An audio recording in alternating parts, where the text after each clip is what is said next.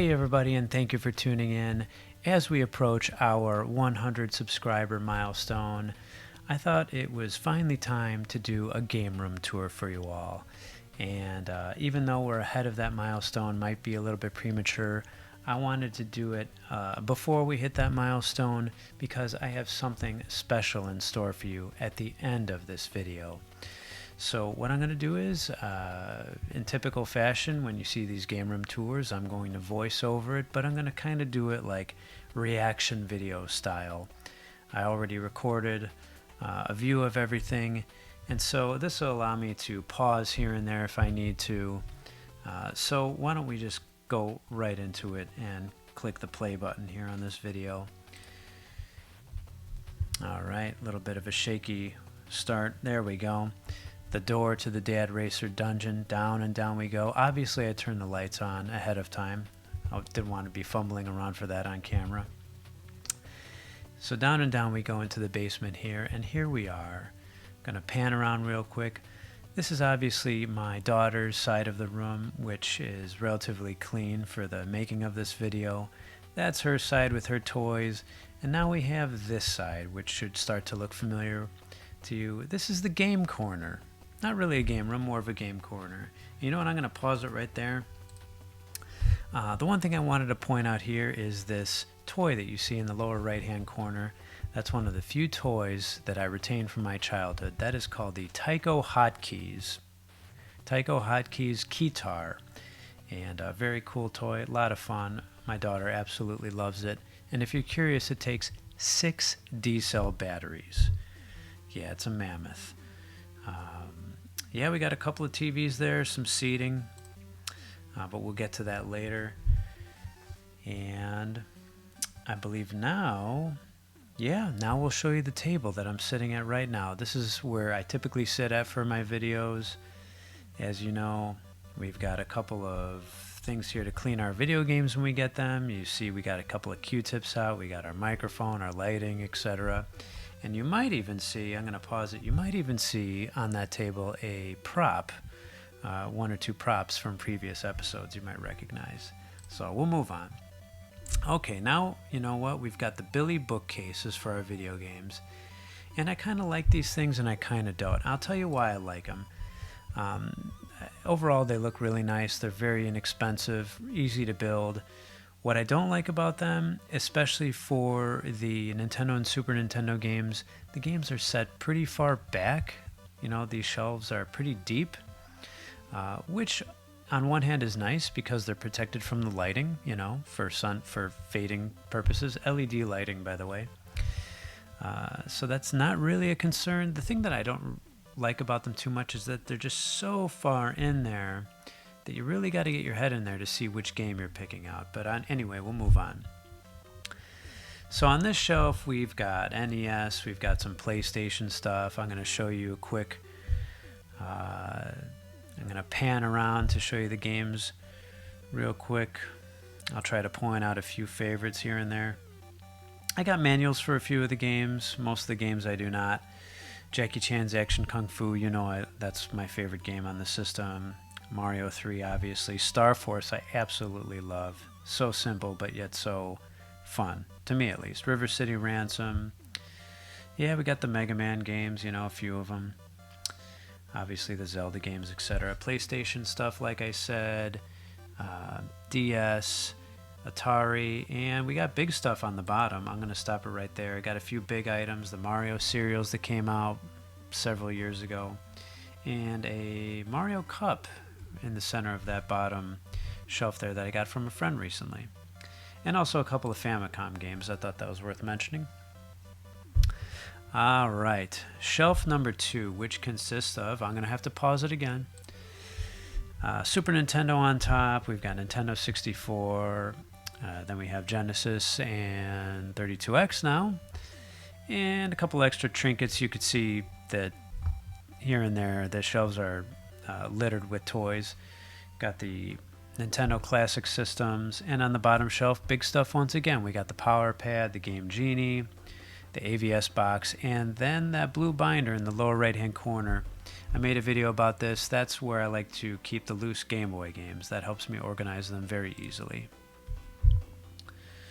So moving on, I think I'm going to show you a close-up of these Super Nintendo games that I have. I don't have very many at all. But see how you got to kind of get in there pretty deep to see what's going on. There's a pretty rough copy of F-Zero there. Final Fantasy III mini box and the what do you call it? You know, the Super Mario Brothers Game & Watch thing that came out last year for the 35th anniversary of Mario. Thank you, Josh Moore, for the Final Fantasy III mini box that you're seeing here. Really awesome. If you've been watching the show, you know that's my favorite game of all time. And I think, let's see, how are we going to see behind these? Yeah. You could sort of see what's behind there. There we go. There we go. Super Game Boy, that's a must accessory right there. Second shelf, all the box Nintendo 64 games. Most of them are complete. You know, maybe 50-50, a little bit better than that. What do we have? Cruisin' USA, Mario Golf, Smash Brothers, Tony Hawk's Pro Skater, and XG2 as far as just a few loose Nintendo 64 games go. Like I said, Genesis and 32X, which I'm finally getting into now that we picked up a 32X recently. Now this third shelf, this is just complete miscellaneous garbage shelf. It's all movies, some random light bulbs. You know, this is the stuff that I haven't really taken the time to put away. I got a few games for trade here. I do have my DS Lite system there and my Game Boy Advance SP sitting in their travel pouches there. A few VHS tapes, and I have an extra Sega Genesis system sitting on the bottom shelf there. So yeah, I got to do something with that shelf to organize it a bit better. All right, let's move on. Okay, now some eye candy for those guitar fanatics and CRT lovers in the crowd there. That's a 24-inch CRT and Fender Stratocaster. You know, I know you guitar fanatics are out there. Okay, next we have another piece of IKEA here. This TV stand, I don't know if you noticed or not, but I built a skateboard for it. I don't know how easy that is to see or not. Yeah, I built a skateboard for it recently because we had some water in the basement, and I basically reconnected everything to these two surge protectors that I then mounted on the backside of this TV stand.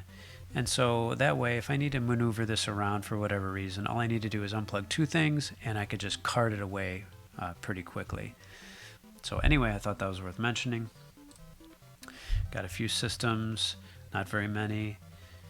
We've got the Genesis and 32X on the left side. We've got the Nintendo, Super Nintendo. Yeah, we'll go left to right. So there you go. I got everything going through this AV splitter that you see here from RCA, which is like less than $10. The TV, by the way, is a 46-inch, like 12-year-old TV. Yes, drawer number 1. PS2, Genesis, Super Nintendo, and some Nintendo accessories. My kid loves Mario Paint, so you got to have that SNES mouse. Got a receiver here. We've got a few, HDMI systems running through that, including the classic systems from drawer number 2. And we've got more controllers and just an absolute rat's nest of cables there. We also have the AVS, which I'll get to next, hooked up to the receiver, and that's so we could play these systems through our nicer speakers or just listen to music. Nintendo 64, and then there it is, the AVS, which I can't speak highly of enough. And then the last drawer is the Nintendo 64 and NES controllers. And so I wanted to mention about this 12-year-old TV before I move on. Is that I like this TV because... what did I say about it? It's 12 years old. It still has an S-video input, so that's very nice, or at least it was nice before I got the CRT. Even my older systems look great on this LCD because of that S-video input. Very, very nice. I thought that was worth mentioning. Okay, more eye candy for you guitar guys out there. Got the Fender Blues Junior amp, and then we'll finish off the tour with this kind of a unique item here. This is a toy box that my dad built for me probably when I was like an infant. And he built it, he lacquered it, he hand painted all these letters and numbers with stencils. And so this is something that I'll never get rid of. I absolutely love it. Oh, of course, it is a little sad to see just one toy in it, as you saw from the beginning of the video. My daughter's toys are mainly organized in some nicer type IKEA type shelving, more IKEA. But I thought that was a good place to end the tour. And oh wait, hang on, my camera's giving me a beep here. It's got lighting up for some reason. Anyway, as I was saying, guys, as a way of me giving back to you, the viewers, I wanted to have a contest. And so what I'd like you to do is, in the comments section below, see if you can guess how many games are in my collection. 1, 2. We're not going to count digital games, of course. That wouldn't be fair. 3, 4. And we're going to go by Price is Right rules, which means if you go over, you're out automatically. Here it comes, television's most exciting hour of fantastic prizes. You are the first 4 contestants on The Price is Right. And now, here is the star of The Price is Right, Bob Barker. I welcome you to The Price is Right. Then what I'm going to do is, when we hit 100 subscribers, I'll reveal who the winner is. I'll make another video. And we will be giving away this extra Sega Genesis console that we have. Alright, I'll include a couple controllers, a power cord. You might be on the hook for the AV cables unless I could find them. But that's what I'd like to do as a way of me saying thank you for sticking around and watching the show. So that about wraps it up for today. Once again, thank you for watching. I really appreciate it, and we'll see you soon.